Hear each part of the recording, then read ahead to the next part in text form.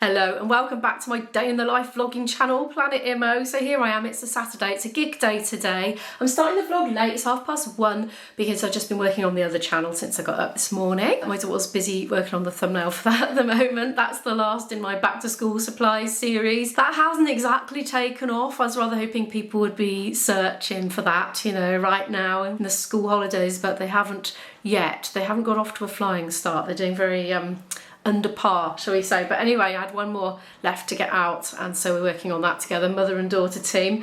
Anyway, I've had a couple of questions and there's a couple of bits of news I wanted to tell you, so I'm going to start with a bit of a chit chat today. Somebody's asked me a few times now, why is my daughter not in the vlogs? And I have answered, but I'm not sure if you're getting the answer, like if your notification's not popping up because you've asked a couple of times. So she used to be in the vlogs, and then once she started college, she just wanted her privacy basically. So that's why. So I respected that. I never questioned it. I never tried to persuade her. I just accepted it and moved on without her in the vlogs ever since. So she was about 14, 15, something like that. Somebody's asked me what's motivating me to do my MA. Well, gosh, I could make a whole video on that. I'm in danger of rambling on a lot about that. So many reasons. Everybody would have their own unique situation and point of life. For me, so basically I always wanted to be a musician. So I always wanted to play the flute. I didn't know why, I just knew I did. And I was working on that, working on gigging, you know, for a living. And then my daughter came along and I found myself as a single parent looking after her with her quite severe health condition, which was very severe eczema, which it wasn't like your average eczema, it was very debilitating. So she pretty much, I realised I needed to care for her full time. So basically I took about 15 years of just really keeping my musical career on the back burner, because it obviously looking after my daughter full time. She didn't go to school, I home educated. It really limited how many gigs I could do. Prior to having my daughter, I might go abroad to do gigs, do tours, things like that. Couldn't do that anymore, so I was doing relatively local ceilidhs, like within a certain catchment, so many 100 miles away from my house, you know, in the UK, and maybe about one a week. So anyway, then the pandemic came along, just as I was sort of on the point of being able to get more independent, leave her overnight, you know, things like that. Then the pandemic struck. Then she went off to uni last September, so I thought, right, now it's the second phase of my career and hopefully I try and ramp it back up a bit, rather than, you know, I thought, should I go work in Tesco's or, you know, another job? You know, I was considering training to be a healthcare worker, but it didn't feel right because I didn't want to lose doing music, and I always maintained my technique on the flute for all this time because I knew I just didn't want to let it go after working up to a certain level. I already have a music degree, so it made sense to do an MA in music rather than swap subjects. I don't know if I'd be qualified to do a different subject. I would have liked to have done a filmmaking degree, but I wouldn't have been able to get funding to do a degree, but I could for an MA. So it made sense to do music because I already have a specialism in that, so it's advancing on what I already know. I would like to do the MA music specifically for me, in big part because of networking with other musicians, because they say it's not what you know, it's who you know. Of course it's what you know. You're not going to just get booked because you're somebody's mate, but you do book your mates. Like if we need somebody to play in a band, we think, right, okay, who do we know that plays blah de blah, who knows this sort of repertoire? And we know we've got a big network of musicians that we mix with, that we play with for leisure and play with professionally. We're not going to go, oh, should we just have someone random? We don't know what they're like. No, you don't. That's just how it is. You need to network. So anyway, I wanted to expand my network, but expand it beyond just traditional music genre, which is what it is at the moment pretty much, apart from a few of them that play other things as well as just traditional music. Because I could play other sorts of music. It doesn't have to just be trad. It's just I've ended up doing that and I love it and I don't want to stop doing it, by the way. I'm not dissing trad. I'd just like to expand my diet a bit, you know, of music. So yeah, networking was a big reason. I'm very interested in it, in musicology, studying it in depth. There was a whole load of reasons. You know, I've filled out a whole application form of hundreds and hundreds of words about this, and it's all gone out of my head now, but it was all very heartfelt at the time. There will be opportunities for me to play in orchestra, wind bands, big band, jazz bands, gamelan as well, choirs, all these different things. So I've got all these dormant abilities that they're not being used while I'm playing traditional music. They're completely dormant, and I've been keeping on working away at them, keeping my standard up for all these years, and I just want to use them again in that group context. And I want to improve my overall skill level, I want to improve my performance level, and I enjoy doing what I do now. So even at the end of it, if I carry on doing what I'm doing now, I'm still going to be happy, because I will have improved my overall level and be better at what I'm doing now. I'm sure I'm also going to get some career guidance and be introduced to some different career opportunities that might not have occurred to me yet. I'm going to be able to mingle with industry professionals and just all sorts, so many more things, but those are some of the basics. I better stop talking about that now, or it will take up literally the whole vlog. What else? Right, now speaking of uni, I've been rejected. I haven't been rejected from uni, don't worry. I applied for a master's scholarship, which gives you, if you get it, £3,000 towards your tuition fees. So you will get that from a student loan, but if you were successful in getting the student's master's scholarship, that scholarship would go towards paying that chunk, not the loan. So you don't have any more money in your pocket exactly, but that's £3,000 less you have to pay back should your income go over the threshold of £21,000 per annum, which is the threshold for which you start paying back your loan. So I was rejected for that. But I wanted to include that in the vlog because I don't regret spending the hours that I spent applying for it, because there was a lot of writing involved, a lot of typey, or why should they give it to you, basically. I don't regret doing it because I would never have known if I'd have got it or not otherwise. So I will know now, otherwise I might have just had this niggling feeling, I might have had £3,000 off, I'll never know. But I will know now. No, I wouldn't have, because I didn't make the grade. But anyway, I recommend, if you're in my position, even if you think you can't get it, which is what I thought, I probably couldn't get it, just apply for it anyway if you've got the time, if you can commit a few hours to doing it, because if you're anything like me, you'll be happier just knowing that you did your best and knowing for sure that you couldn't have got it. And you might get it, you never know, you actually might. Just because I didn't doesn't mean you won't. Right, I should stop rambling now. Oh, this is a lot of rambling. Oh, there was something else I did say I was going to talk about, but I don't think I should talk about it now because I've just rambled for 8 minutes. Well, it'll be less than that by the time I've cut it down.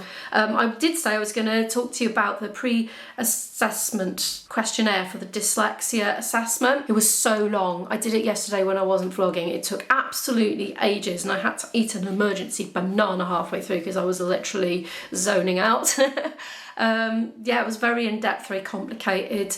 A lot of the things didn't apply to me, like it was questions like, do you see shimmering animations? Oh, my daughter's coming down the stairs when reading. No, nothing like that for me. Do you want me? Yeah, I need to show you the thumbnail. She's going to show me the thumbnail. I approved the thumbnail. So she does the donkey work and then I say, oh, can you move this up a bit? Can you contrast that a little bit more? Can we get this a bit more white balanced? Can we make the foreground image pop a little bit from the background? Stuff like that, like maybe make that slightly brighter than the background. Just all these little bits and bobs. So drives her up the wall. But there we are. That's where we're at. Some of the questions were things like, have I had an eye test recently? They're checking my vision's tests is up to date and want to know if I wear glasses. It said bifocals, but I wear varifocals.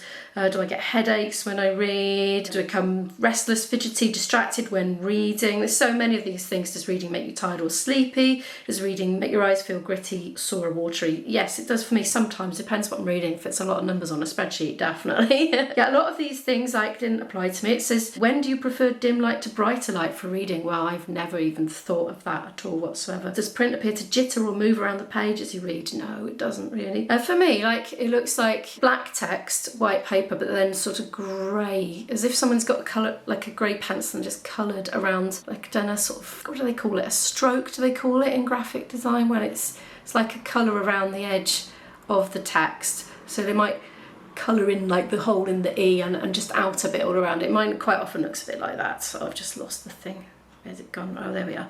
I've got it on my phone. I airdropped the questions so I could just mention some highlights because literally it's too many to read through. Do I lose my place when reading? Oh, all the time. Do you cover or close one eye when reading? Numbers.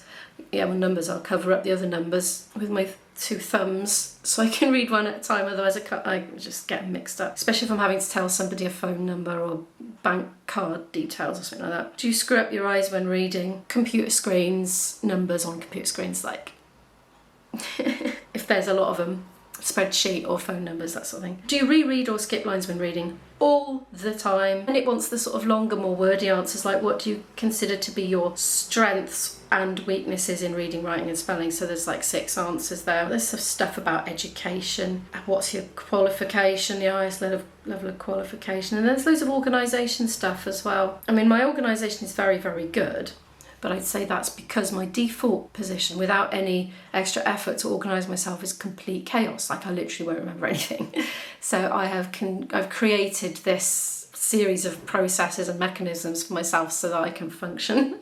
Oh, there's stuff about handwriting. Yeah, my handwriting's a mess, but it's because I'm always rushing. If I take ages, it will be neat if I focus on it. If I copyright, you know, like if I was to copy stuff down off some other writing, then it can be really, really neat. But if I'm doing stuff off my head, it's messy, it's funny. It's like 2 different writings all together. Really weird. Right, I better get off this. I'm gonna pack up my bag now, get ready to go up to a point, and then when Izzy's finished with that thumbnail, I'm gonna finish that pre-scheduling off of that last shot of the Imo vlog. My bedroom light bulb is on its way out. It's flickering, it's dim. It was strobing last night. I was thinking this is ridiculous. I think I need to add that to my shopping list, don't I? Luckily, I have a vlogging light. There. I can always use that in emergencies. Shopping vlog is taking forever to upload. Not as long as it is sometimes on a Thursday evening, like midnight. It's like, oh, it takes hours and hours. Not too bad today. Right, I need to do packing. Excuse the occasional flashing for the light bulb. I need to pack my bag. I've done most of it. I got my dress ready for tonight. I need to do the tech and the diary and things like that, really. No, actually, I'm having a lunch date or dinner date. Whatever's between lunch and dinner, I'm having one of them with my boyfriend. Sorry, the lighting is appalling in here. I'm compromised. Bear with me.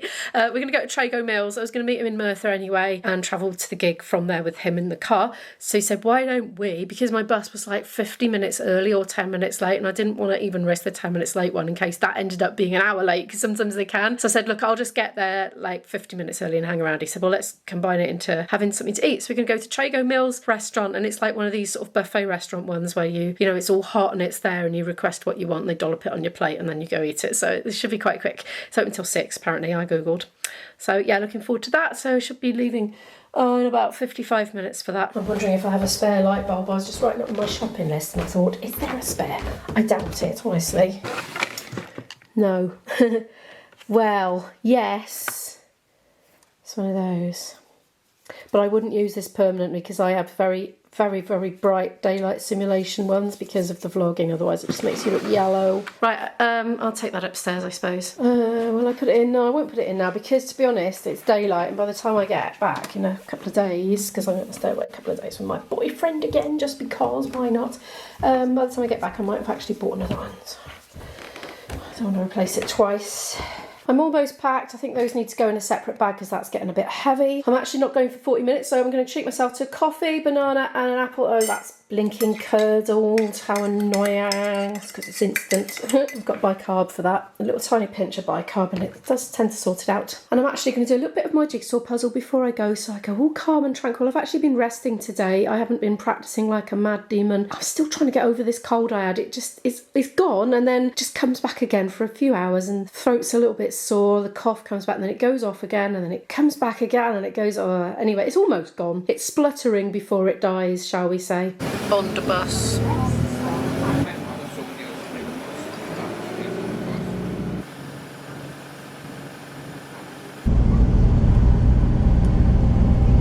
Nearly there. I've got too much stuff to carry as per usual, but actually IB's got my miking up gear, he took it the other day. So that's one less thing to carry. I'm hungry, there's Trago over there. I'll have a quick nip over to there now and see what the cafe's got in store for us.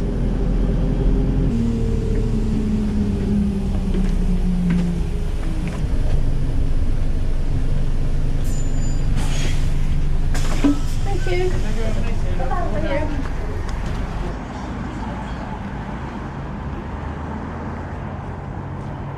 I might try it.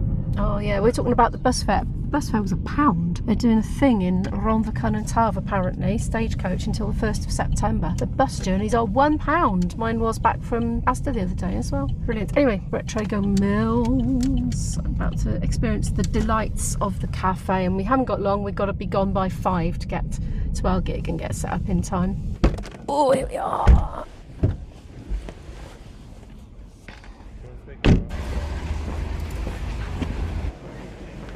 We are approaching the Brickworks Cafe and Coffee Bar. Oh, look, it's linking closed. It must be the other bit that's open till 6. Oh, damn it. I have to have a toasty instead for dinner. 1 pasty.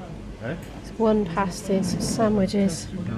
Yeah, maybe. Oh, that is rather marvellous, isn't it? It's Griffin. I think I just popped out to use the loo while the paninis were being toasted. Right, I'm going back. It's the Trago bus. Ding, ding. Right, where is IB sitting? He's not sitting. I suggested there because he wants to sit at a table, and this, well, it doesn't really have one that you could sit at, you know, apart from the low ones, you know. He's in the queue waiting still.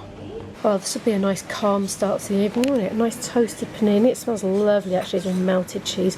And the boys actually arranged for a bit of salad and some tortillas as well. And it's my milky decaf coffee. Yum, yum. It was good, filled a hole very nicely, a nice bit of calm before the crazy starts. I've not been very successful in vlogging any of the setup and sound check, but we have been doing so. People are sitting here eating a meal at the moment.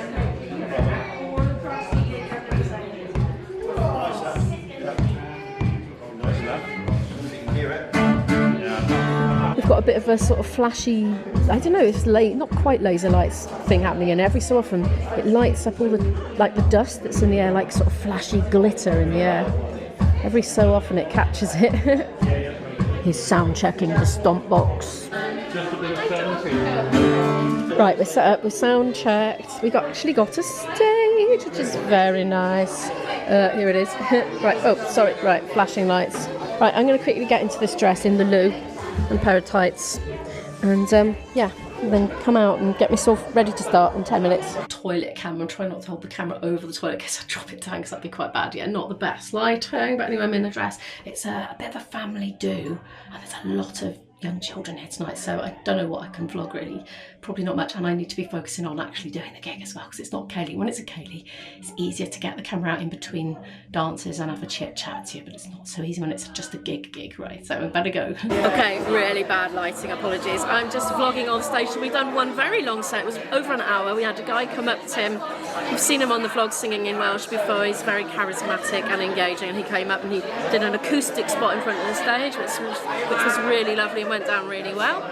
Apparently it's not somebody's birthday, it's actually a 50th wedding anniversary. Well, I thought he was looking good for 50. So anyway, I think that's ID's fault for initially telling me, can you sort this booking out, it's somebody's birthday. No, wedding anniversary. Never had an update that, so I said that on mic and wished him a happy birthday in front of everybody, so that was good. What else can I tell you? I've been offered curry and trifle. I'm still quite full really, but I do like trifle. I've got all my solo singing numbers out of the way now, so I might actually have some trifle, to be honest. Yeah, make the most of that opportunity. Right, I'll speak to you later. I am going to go and eat this with my friends at a table, but I know you like to see the food, so here's the trifle. It's 2 different sorts. It's that cherry, and raspberry. Oh, I see a strawberry in there as well.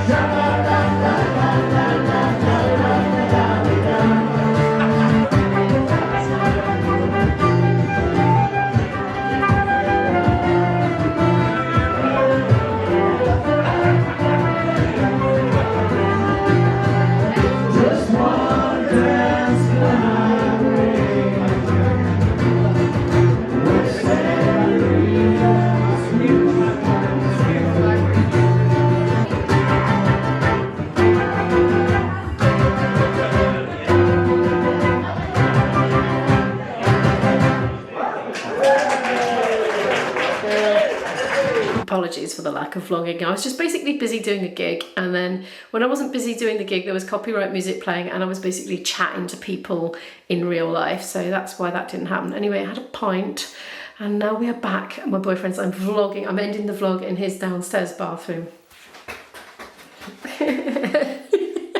I know, so exciting. Anyway, thank you so much for watching today's vlog. I hope it wasn't too short. I don't know how much I filmed, but thank you for watching it anyway. Do feel free to give it a like if you happen to like it. Subscribe if you'd like to follow more of my adventures. I'll pop a playlist here of some more videos from me in case you'd like to watch some of those right now, and I'll see you in the next video. Good night.